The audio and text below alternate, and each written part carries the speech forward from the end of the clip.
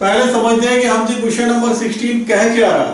Question number 16 में बोला जा रहा है lift is moving upward with an acceleration of 5 metre per second square, और उस लिफ्ट में कोई भी पर्सन है, उस पर्सन का जो परसेंटेज चेंज इन वेट है वो x% है। अब कहा जा रहा है जब वही लिफ्ट नीचे की तरफ आ रही है उतने ही एक्सेलरेशन के साथ, तब इनका कहना है सेम पर्सन का जो परसेंटेज चेंज इन वेट है वो y% है। तो इन्होंने हमसे पूछा है कि जो x% और y% यानी दो अलग अलग केस में जो x और y है वो हमें उसका रेशियो फाइंड आउट करना है। बहुत आसान सा न्यूमेरिकल है, ध्यान दीजिए। जब भी कोई लिफ्ट, थोड़ा सा इसका कॉन्सेप्ट समझ लेते हैं। कोई लिफ्ट मान लीजिए ऊपर की तरफ जा रहा है a एक्सेलरेशन से, ये यहाँ पर कोई भी एक ब्लॉक है, मास m मान लिया, ब्लॉक का मास m, तो वेट नीचे की तरफ mg, नॉर्मल रिएक्शन n ऊपर की तरफ, वास्तव में n ही एपरेंट वेट होगा। हम जानते हैं कि n, अगर हम इस ब्लॉक के लिए इक्वेशन लिखे तो दो तरीके से कर सकते हैं, स्यूडो फोर्स के कॉन्सेप्ट से। स्यूडो फोर्स आप जानते हैं किसी भी ऐसी बॉडी पर लगता है, कौन सी बॉडी पर, जो एक्सीलरेटेड फ्रेम में होती है। तो ये जो हमारी लिफ्ट है वो ऊपर की तरफ एक्सीलरेटेड है और ये ब्लॉक इस लिफ्ट के रेस्पेक्ट में रेस्ट में है। तो मतलब ब्लॉक जब लिफ्ट के रेस्पेक्ट में रेस्ट में है तो ब्लॉक का लिफ्ट के रेस्पेक्ट में कोई एक्सीलरेशन नहीं हुआ। तो हम इसके लिए लिफ्ट के रेस्पेक्ट में इक्वेशन ऑफ मोशन लिखें तो लिखेंगे आप n minus mg, pseudo force नीचे की तरफ माइनस का ma। स्यूडो फोर्स होता है mass into acceleration, mass body का मास और एक्सीलरेशन एक्सीलरेटेड फ्रेम का, और स्यूडो फोर्स का डायरेक्शन होता है एक्सीलरेटेड फ्रेम के डायरेक्शन के अपोजिट। तो ये आ जाएगा 0 के इक्वल, तो n आपको मिलेगा mg प्लस ma। वास्तव में ऐसे कहें कि यही हमारे पास अपरेंट वेट है। रियल वेट यानी ट्रू वेट कितना होगा वो आप जानते हैं, mg के इक्वल। तो इस समय आप देख रहे हैं w dash greater than w, मतलब ये हुआ। अगर हम यहाँ पर सॉल्व करें तो चेंज इन वेट कितना आ जाएगा, w डैश माइनस w। तो ये ऑब्वियसली क्या आ जाएगा, ma के इक्वल, और परसेंटेज चेंज जो हमें यहाँ पर x% दिया गया है एक तरीके से, वो आ जाएगा चेंज अपॉन ओरिजिनल यानी w मल्टीप्लाइड बाई 100। तो x हमको मिलेगा ma अपॉन w ओरिजिनल यानी mg मल्टीप्लाइड बाई 100, m से m कैंसिल, तो x आपके पास आ गया 100a अपॉन g।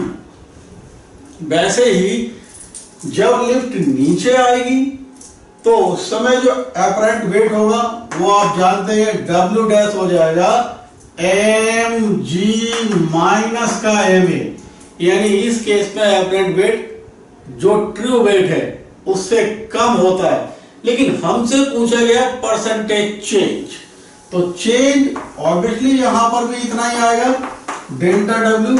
चेंज का मतलब क्या हुआ, अब हम w माइनस w डैश ले लेंगे, w माइनस w डैश, और ये डेल्टा w आपको मिला w यानी mg माइनस mg, तो ये प्लस का हो जाएगा यानी ma ही आएगा।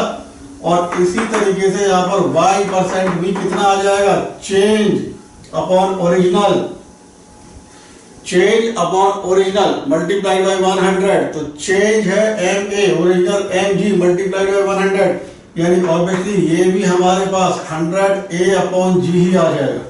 तो कहने का मतलब ये हुआ x और y दोनों का वैल्यू 100a अपॉन g आ गया, दोनों इक्वल वैल्यू आ गई। इसका मतलब क्या हुआ, रेशियो होना चाहिए 1/1। ऑप्शन देखते हैं, हाँ ऑप्शन 1 इज करेक्ट,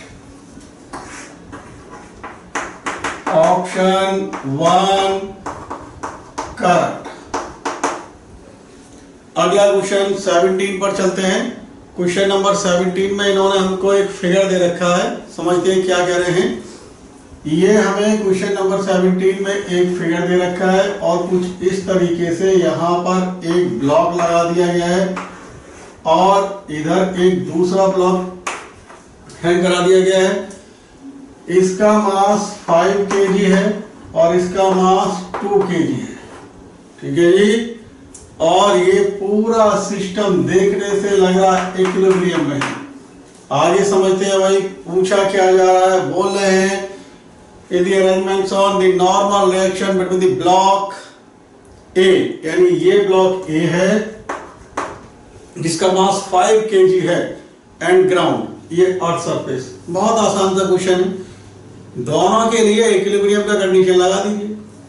जब भी किसी न्यूमेरिकल में कुछ नहीं बोला जाए तो स्ट्रिंग और पुली मासलेस, मतलब ये हुआ यहां से लेके यहां तक जो स्ट्रिंग है उसका टेंशन किसी भी पॉइंट पर सेम रहेगा। पहले हम इक्विलिब्रियम की कंडीशन इसके लिए लगाते हैं। इक्विलिब्रियम का मतलब जानते हैं बच्चों आप, बॉडी पर लगने वाले जितने भी फोर्सेस हैं उन सबका रिजल्टेंट जीरो हो जाए। तो इस पर 2 फोर्स लग रहे हैं, 2 kg ब्लॉक पर 2 फोर्स लग रहे हैं, एक mg यानी 2g नीचे की तरफ और ये टेंशन T ऊपर की तरफ। आप जानते हैं टेंशन का डायरेक्शन होता है along the string and away from the block. वही हो गया। इस ब्लॉक के लिए टेंशन की डायरेक्शन देख रहे हैं, मतलब ये हुआ away from the block along the string. इन दोनों का रिजल्टेंट जीरो होना चाहिए, मतलब दोनों T और 2g एक दूसरे के इक्वल होने चाहिए। तो T इक्वल टू 2g के इक्वल आ गया। वैसे ही अगर हम इसके लिए फ्री बॉडी डायग्राम बनाए तो ये 5 kg, इस पर एक इसका वेट यानी 5g नीचे की तरफ, टेंशन T ऊपर की तरफ और ग्राउंड के कारण नॉर्मल रिएक्शन ऊपर की तरफ। तो ये आ जाएगा T plus n is equal to 5g, क्योंकि ये भी इक्विलिब्रियम में है। मतलब ये हुआ T प्लस n और 5g। T और n और 5g का जो रिजल्टेंट है वो जीरो होना चाहिए। T और n सेम डायरेक्शन में है, 5g अपोजिट डायरेक्शन में, इसलिए T plus n is equal to mg। T आप देख रहे हैं 2g है, तो ऑब्वियसली n आपके पास आ जाएगा 3g, g का वैल्यू 10, तो ये आ गया 30 न्यूटन। ऑप्शन देखते हैं, yes option third is correct. यहां लिख देते हैं ऑप्शन थर्ड करेक्ट।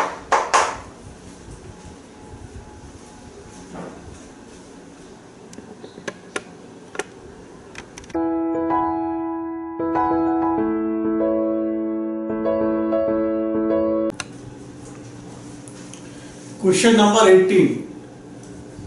और जो क्वेश्चन नंबर 18 एक सिंपल फॉर्मूला बेस्ड क्वेश्चन है। कहा जा रहा है circular track of radius 600 metre is to be design for vehicles passing at an average speed of 54 kilometre per hour. Speed दिया रखा है इन्होंने 54 kilometre per hour. The required angle of banking पूछा जा रहा है। Simple formula based question, tan theta is equal to v square upon rg। v हमें दे रखा है 54 किलोमीटर पर आवर, यानी 54 मल्टीप्लाई बाई 5 अपॉन 18 यानी 15 मीटर पर सेकेंड। तो tan थीटा आप निकालेंगे v स्क्वायर यानी v की जगह 15 और ये 15 अपॉन r का मतलब है 600 और g इन्होंने दे रखा है 10 मान लेते हैं। तो आप देख रहे हैं ये 40 आ जाएगा और ये आ जाएगा आपके पास 3 और ये 8, यानी tan थीटा आपको मिला 3 अपॉन 80, यानी थीटा हो जाएगा tan इनवर्स 3 अपॉन 80। तो theta tan inverse 3 upon 80, obviously option 4 is correct. कहा जा रहा है ऑप्शन 4 करेक्ट। क्वेश्चन नंबर बच्चों 19 देखते हैं। 19 में इन्होंने हमको बोला है we are giving 2 springs like this. ये हमें दिया गया है, ये हमें इस तरीके से 2 स्प्रिंग अरेंज करके दिए गए हैं। ये है आपका मास m1 और ये m2 और इसका स्प्रिंग कांस्टेंट k1 और इसका स्प्रिंग कांस्टेंट k2। हमसे पूछा जा रहा है the ratio of extension in upper spring to the extension in lower spring। मान लीजिए इसमें एक्सटेंशन x1 है और इसमें एक्सटेंशन x2 है। ऑब्वियसली पूरा कंडीशन इक्विलिब्रियम में है, दोनों के लिए इक्विलिब्रियम का कंडीशन लिखते हैं, x1 और x2 निकालते हैं। ध्यान दीजिए, स्प्रिंग फोर्स आप जानते हैं kx, k spring constant, x extension in that spring, समझे। आप देखेंगे अगर आप M1 के लिए इक्विलिब्रियम का इक्वेशन लिखेंगे तो M1 पर 3 फोर्स लग रहे हैं। पहला फोर्स तो इसका अपना वेट नीचे की तरफ, दूसरा फोर्स इस स्प्रिंग के कारण जो स्प्रिंग फोर्स लगेगी, अपर स्प्रिंग के कारण जो स्प्रिंग फोर्स लगेगा K1x वो ऊपर की तरफ, और लोअर स्प्रिंग के कारण जो M1 पर फोर्स लगेगा नीचे की तरफ। यानी इसके लिए अगर हम इक्विलिब्रियम का मतलब इसके लिए अगर हम जो है फ्री बॉडी डायग्राम बनाए तो वो आएगा K1x, K2x और M1g, मास M1। इसके लिए सेकेंड के लिए अगर हम M2 के लिए तो M2 पर अपना नीचे की तरफ वेट और M2 पर केवल एक स्प्रिंग फोर्स ऊपर की तरफ लग रहा है और एक इसका अपना वेट नीचे की तरफ, तो ये K2x। Obviously complete system is in equilibrium, यानी इसके लिए कहेंगे तो K2x is equal to M2g, K2x is equal to M2g, यानी यहां से इसका जो K2x नहीं बल्कि K2x2, क्योंकि हमने यहां पर स्प्रिंग इसका जो एक्सटेंशन माना है वो x2 माना है, तो x2 और इसका हमने एक्सटेंशन माना है x1, तो x2 आप देख रहे हैं आ जाएगा M2g अपॉन K2। इसके लिए हम सभी फोर्सेस को बैलेंस करेंगे, यहां लिख देता हूं मैं, तो आपको मिलेगा K1x1 is equal to M1g plus का K2x2 है ये, और K2x2 आप देख रहे हैं यहां से M2g के इक्वल, तो K2x2 की जगह M2g लगाएंगे तो आपको K1x1 मिल जाएगा M1 प्लस M2g, यानी x1 आपको मिल जाएगा M1 plus M2g upon K1।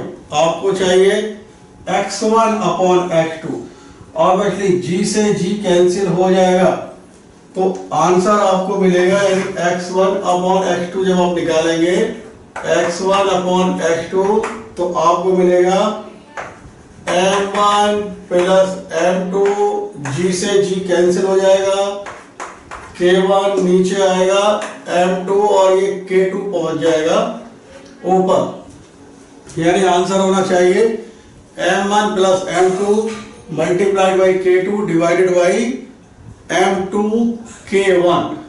Option 4 is correct, option 4 correct. Question number 20 पर आते हैं। क्वेश्चन नंबर 20 में हमसे कहा जा रहा है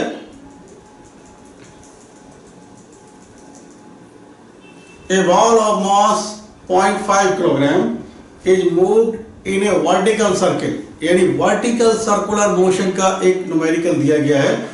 when ball is at p, figure दे रखे हैं इन्होंने, its tangential acceleration, कुछ फिगर इस तरीके से हमको दी गई है, यहां पर पॉइंट P पर जब पहुंचता है, ऑब्वियसली ये एंगल थीटा मान लिया हमने, और ये नीचे की तरफ वेट लगेगा।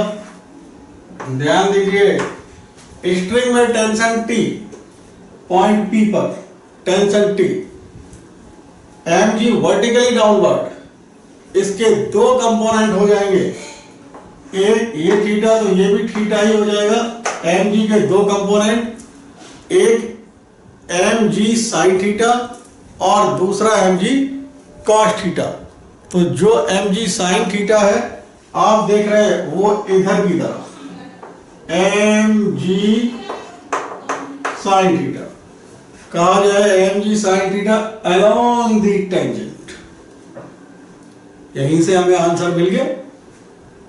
जब टेंजेंट के अलोंग जो फोर्स है वो mg sin थीटा, तो इसके कॉरस्पॉन्डिंग जो एक्सेलरेशन होगा वो हो जाएगा g sin थीटा, यानी फोर्स डिवाइडेड बाय मास। तो कुल मिला के हमसे यहाँ पर g sin थीटा ही पूछा जा रहा है, क्योंकि टेंजेंट के अलोंग जो एक्सेलरेशन है वो g sin थीटा ही है। तो थीटा हमें न्यूमेरिकल में दे रखा है, ये थीटा की वैल्यू हमें दे रखी है 30 डिग्री, तो g का वैल्यू हम 10 और sin 30 यानी 1/2 यानी 5 मीटर पर सेकेंड स्क्वायर। देखते हैं, मतलब option 3 is correct, option 3 correct, third option correct है बच्चों। यहां पर शायद ऑप्शन 2 2 बार लिख गया है, ऑप्शन 3 की जगह 2 लिख गया है, तो उसे 3 ही समझे, यानी ऑप्शन 3 इज करेक्ट।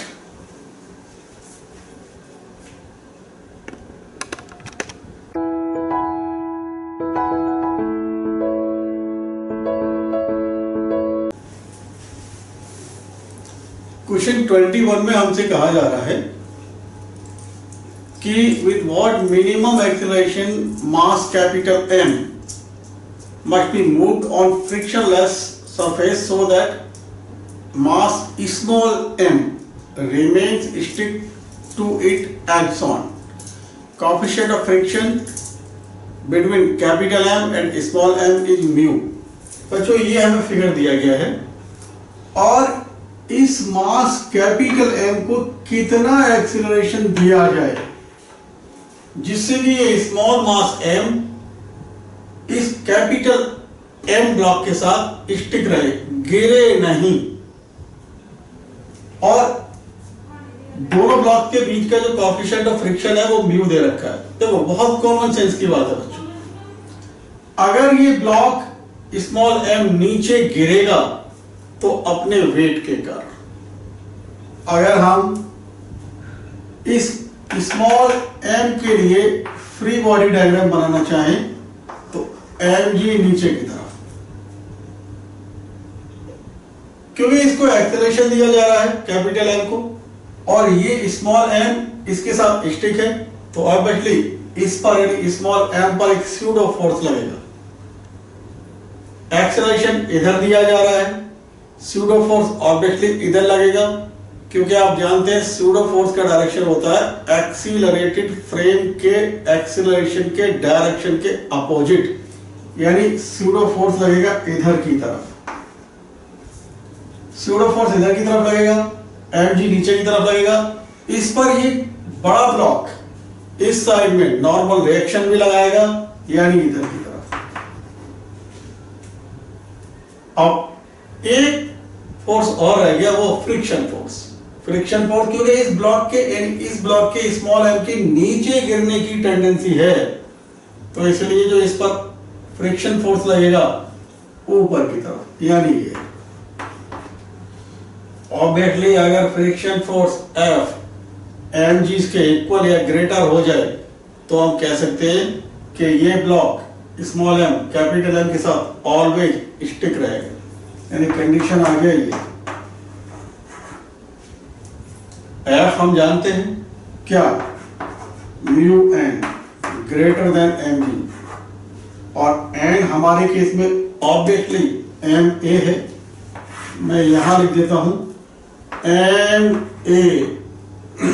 n की जगह, और ये mu greater than mg, m से m कैंसिल, तो a आ जाएगा आपके पास g अपॉन म्यू, यानी a का वैल्यू, यानी अगर हम कैपिटल M को एक्सेलरेशन g अपॉन म्यू या उससे ज्यादा वैल्यू के एक्सेलरेशन से एक्सेलरेट कर दें तो ये स्मॉल m नीचे नहीं गिरेगा।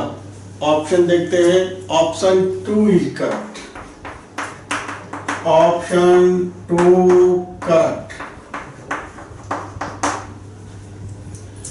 नेक्स्ट क्वेश्चन पर आते हैं बच्चों, क्वेश्चन नंबर 22। देखते हैं 22 हमसे क्या कह रहे हैं। 22 में हमसे कहा जा रहा है ए शूट ऑफ फायर से bullet of mass 100 gram with a speed of 100 meter per second on a soft plywood of thickness 4 centimeter. आगे कहा जा रहा है the bullet emerged with 10% of its initial kinetic energy. The emerging speed of the bullet. एक आसान सा formula based question है, समझ जाइएगा। क्वेश्चन नंबर 22, क्वेश्चन नंबर 22 है ये।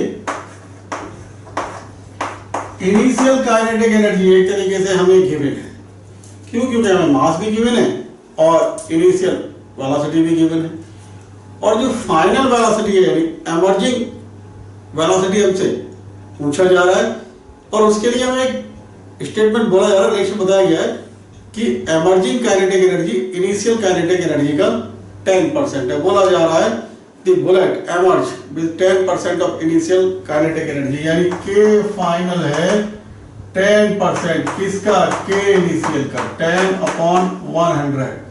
तो हम के एफ कहेंगे K I multiplied by K F 1/2 m v final square, K I 1/2 m v initial square multiplied by 100, m/2 cancel, v final square, v initial इन्होंने हमको दिया है कितना? 100 मीटर पर सेकेंड, यानी 100 मल्टीप्लाइड बाई 100 मल्टीप्लाइड बाई 1/10। आप देख रहे हैं ये कैंसिल, तो v फाइनल आ जाएगा 100 का स्क्वायर रूट 10, और ये 10 का स्क्वायर रूट अप्रोक्सीमेटली 3.14 होता है, तो v फाइनल आ जाएगा आपके पास 31.4 मीटर पर सेकेंड। देखते हैं which option is correct. Yes, option 2 is correct, option 2 correct. Next question 23, देखते हैं भाई 23 में क्या कहा जा रहा है। Okay 23, which of the following is correct about work energy theorem? Theoretical type का क्वेश्चन दिया गया है, कहा जा रहा है it is true only for variable force। बच्चों आप जानते हैं work energy theorem is true for all types of force, चाहे वो वेरिएबल फोर्स हो, कांस्टेंट फोर्स हो, फ्रिक्शन फोर्स हो, कंजर्वेटिव फोर्स हो या नॉन कंजर्वेटिव फोर्स हो, सभी के लिए वर्क एनर्जी थ्योरम, जो वर्क एनर्जी थ्योरम है वो ट्रू है। इसका मीन्स ये हुआ option 3 is correct. 23 option 3 correct.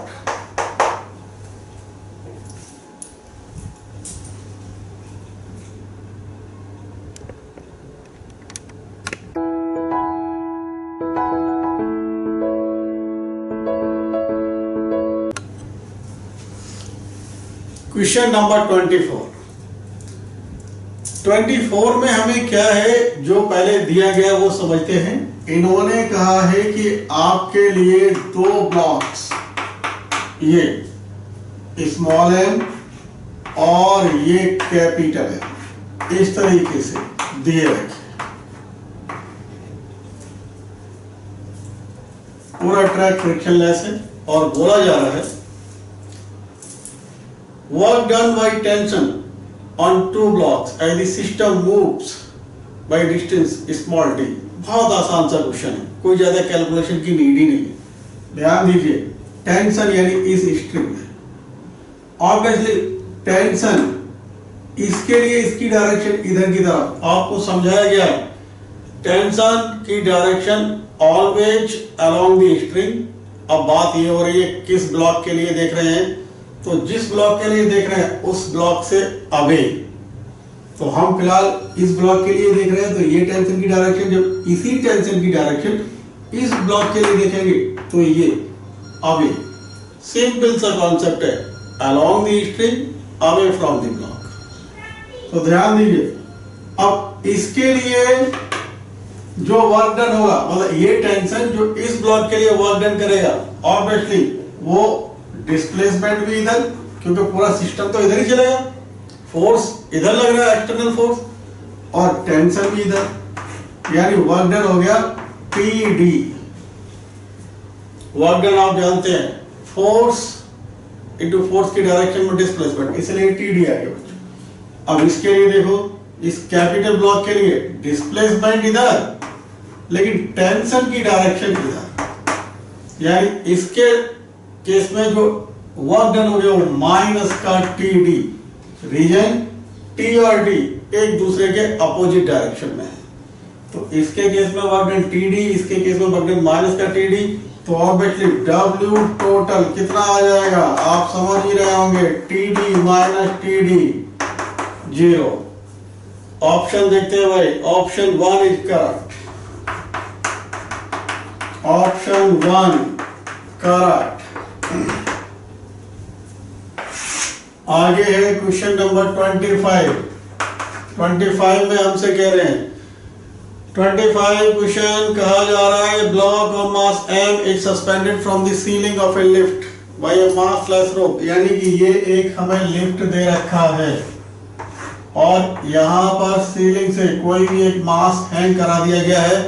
आगे कहा जा रहा है, the lift is going down with an acceleration of g/2, यानी इसका एक्सेलरेशन a g/2 है।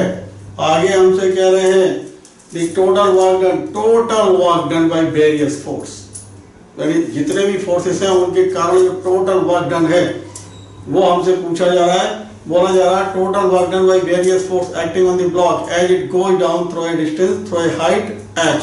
ध्यान दीजिए, दो फोर्स है, एक तो इसका अपना वेट और दूसरा स्ट्रिंग में टेंशन। टेंशन बहुत आसान है, टेंशन क्या होगा, क्योंकि लिफ्ट नीचे की तरफ आ रहा है तो m ब्रैकेट में g माइनस है, m g माइनस a का मतलब g/2, तो ये आ गया mg/2। ऑब्वियसली टेंशन की डायरेक्शन ऊपर की तरफ, लिफ्ट नीचे आ रहा है यानी डिस्प्लेसमेंट, यानी h डिस्प्लेसमेंट नीचे की तरफ और टेंशन ये ऊपर की तरफ। तो टेंशन के कारण जो वर्क डन आएगा वो माइनस में आ जाएगा FD cos थीटा, थीटा 180, तो ये आ जाएगा एक तरीके से फोर्स यानी टेंशन, यानी mg/2 और ये h और cos 180 यानी माइनस में।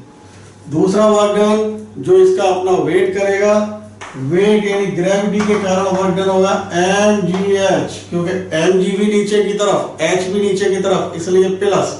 तो टोटल वर्क डन दोनों को ऐड कर दें, कहेंगे भाई total, obviously total work done mgh minus mgh/2, यानी आंसर मिल गया mgh/2 प्लस का। ऑप्शन देखते हैं बच्चों, ऑप्शन हमें जो दे रखा है इन्होंने वो दे रखा है option 2 is correct, option 2 correct option.